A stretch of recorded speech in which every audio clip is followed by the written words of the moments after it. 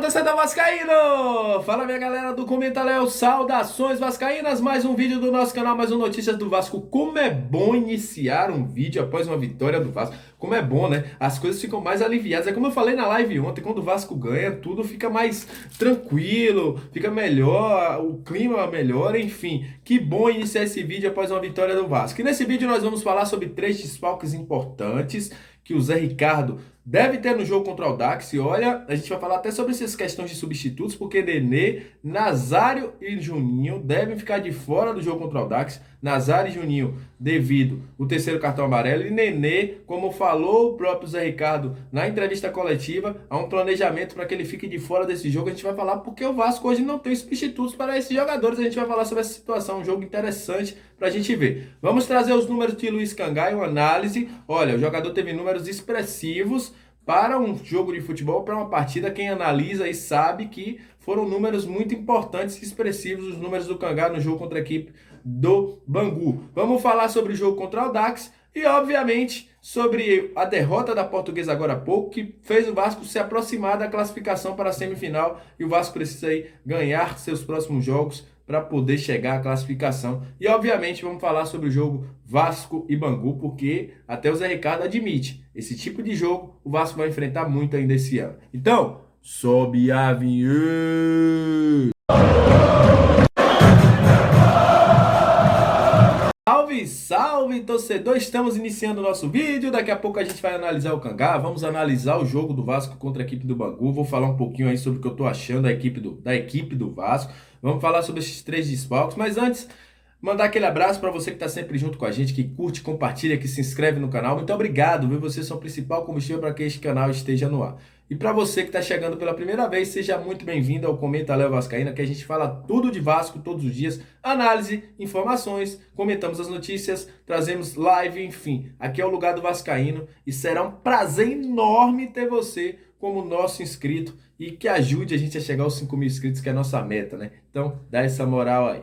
Enfim, já falei demais, vamos ao vídeo. Vamos falar de Luiz Cangá, daqui a pouco eu vou fazer uma análise sobre esse jogo do Vasco. E vamos falar sobre possíveis substitutos de Nenê, Nazário e Juninho para o jogo contra a equipe do Audax. Mas vamos falar de Luiz Cangá? Partida muito consciente de Luiz Cangá, ao lado de Anderson Conceição, que vem se consolidando. Anderson Conceição ontem foi preciso demais nas suas intervenções.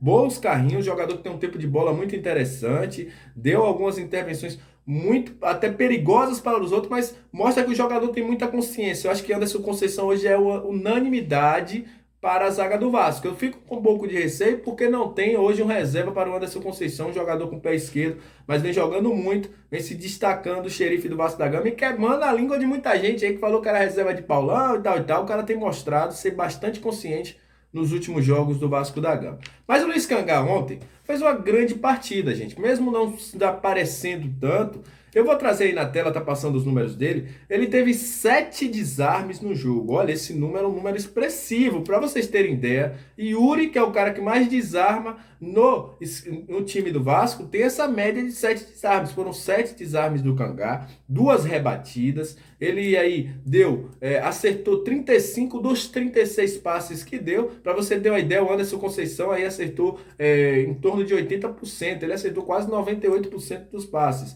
Deu uma virada de jogo e 2 bolas longas. Uma partida consciente do Luiz Cangá. Achei um pouquinho que às vezes saía de uma posição para marcar, até para ir para a caça, e acabava deixando alguns espaços, mas nada que comprometesse. Mas uma grande partida do Luiz Cangá, que fez jus daquilo que a galera pedia sempre. Luiz Cangá titular. E eu quero sua opinião aqui. O que é que você achou da partida do Luiz Cangá? Você acha que ele deve ser titular? Você acha que ele deve continuar no time do Vasco? Enfim, uma boa partida do Luiz Cangá ontem. Se posicionou muito bem. Foi até tentar bater aquela falta que o Nenê, né? O Nenê bateu e fez um golaço. Ele estava ali próximo, porque é um batedor de falta. E procurou um grande jogo, o Luiz Cangá. Falando sobre o time do Vasco, se mostra mais uma vez, e até o Zé Ricardo falou sobre isso, que o Vasco tem uma grande dificuldade de jogar com equipes que estão bem postadas no meio de campo. Isso será uma tônica do que o Vasco vai encontrar na Série B. O próprio Zé Ricardo deixou claro na sua entrevista coletiva que esse será um estilo de jogo que o Vasco vai encontrar muito durante o Campeonato Brasileiro da Série B. Ele já tinha falado anterior na sua coletiva contra a equipe da Portuguesa e o time ganhou esse jogo. E hoje, na noite de quinta-feira, novamente, o Vasco ganhou de 2-0. Mostrou que o Vasco teve paciência para jogar contra um time que, por muitas vezes, até conseguiu dominar o meio de campo do Vasco, mas o Vasco ficou tranquilo, foi lá e buscou seu gol e saiu com a vitória. O Vasco vai enfrentar muitas equipes que vão fazer isso e o Zé Ricardo está ciente, inclusive, falou na sua entrevista coletiva, de que esses times irão para cima do Vasco, irão fazer isso o ano todo e o Vasco precisa ter paciência para rodar a bola, ter uma transição mais rápida. Como o próprio Zé Ricardo falou, faltou time de marcação no meio de campo, mas o Vasco saiu com uma vitória importante. Importante por quê? A Portuguesa, que tinha terminado o jogo ontem devido à falta de luz no estado luso brasileiro, continuou esse jogo hoje pela manhã e perdeu para o Boa Vista. O jogo estava de 1-1 quando acabou, reiniciou hoje e o Boa Vista ganhou de 2-1. Com isso, a Portuguesa, que poderia chegar a 10 pontos e ficar a 6 do Vasco, fica com 7. E o Audax continua com 7 também. Então a vitória do Vasco pode decretar aí o Vasco como classificado até na próxima rodada para a semifinal do Campeonato Carioca. Agora nós vamos falar, gente, sobre o jogo Audax e Vasco. Por quê? Lembrando, esse jogo mudou de horário devido à Supercopa do Brasil, a pedido da Record. Esse jogo foi para 6h30. Esse jogo será à noite, terá transmissão ao vivo da TV aberta, então fiquem tranquilos. Esse jogo será às 18h30.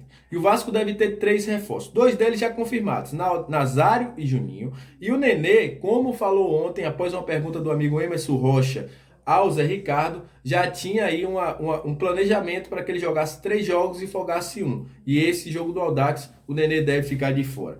Importante, gente, jogo, para a gente observar esse time do Vasco, as opções que a gente tem, como eu sempre digo.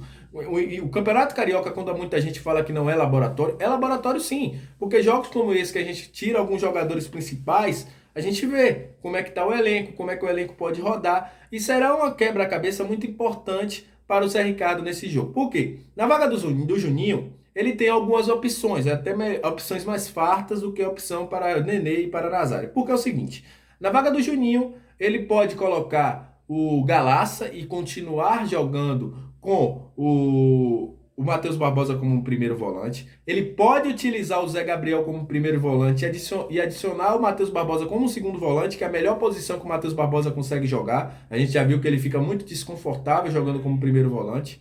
E também ele pode fazer aí, trazer até o menino André Santos, que eu acho muito pouco provável que ele faça isso. Mas tem algumas opções para substituir o jogador Juninho no meio de campo. Para Bruno Nazário é uma situação mais complicada, pode ser até que ele mexa no esquema tático. Por quê? Ele não tem grandes opções para esse lado de campo. Tem utilizado muito nos últimos jogos Figueiredo ou Getúlio, que pode ser uma opção. John Sanches não vem jogando.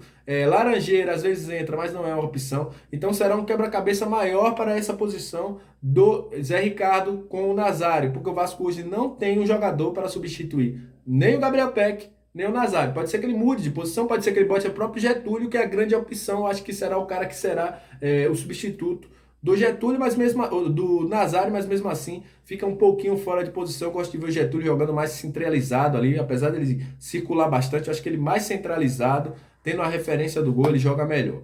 Para a vaga do Nenê, é outro dilema, porque o grande substituto do Nenê poderia ser o Nazário, mas está fora.